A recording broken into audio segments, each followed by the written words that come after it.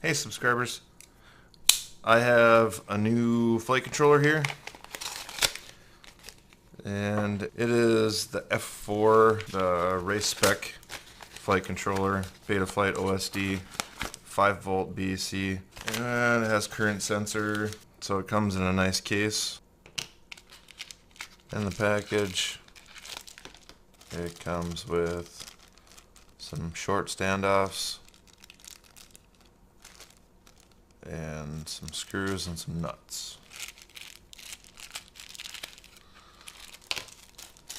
Gonna plug it into Betaflight.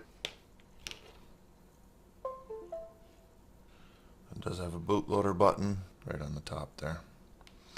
You get all your settings here, and you can configure everything, move everything around for your OSD menu. Logo on, logo off. So that's pretty sweet. This will be the first flight controller that'll be running that's like this. So with the Betaflight OSD, and then CLI.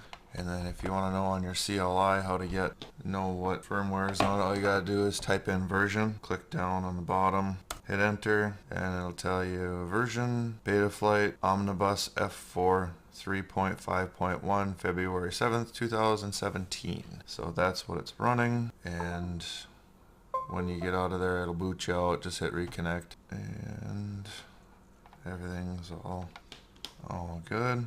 Configuration, can run down in the configurations tab and see it's at 8 kilohertz for the gyro and 2 kilohertz for the PID loop.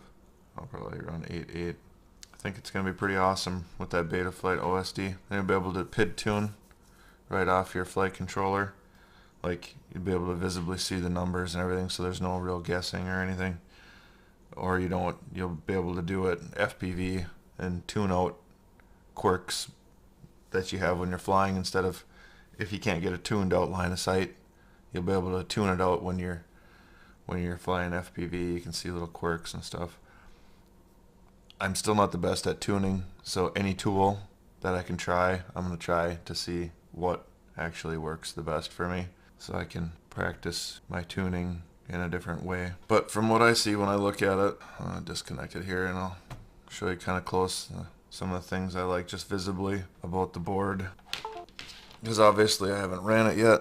What I really like about this flight controller is how these pads are connected through the board. Somebody had mentioned that the pads rip off kind of easy. Well, the only ones that aren't like all the way through are the power pads, and I never usually have a problem ripping those off because I'll zip tie down my XT60 really well to the frame. But even the smaller pads got through holes for through soldering, which I like a lot better than just the regular tabs, because it seems like that through hole will actually hold to the backside and it helps from ripping pads off, from what I've experienced anyways. These bootloader buttons, I really don't like these bootloader buttons because they're just a little piece of, I don't know, this one looks like it's maybe copper or something, over the top of three little conductors in there. And if you push it like with a pen or something like that, that tape will come off and then you'll lose that little button,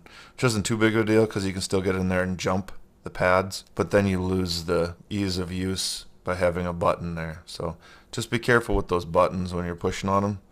Don't push on them with anything like a pen or anything like that. Just try to use your fingernail, and when you do it, just don't knock that tape off there because you'll lose your button.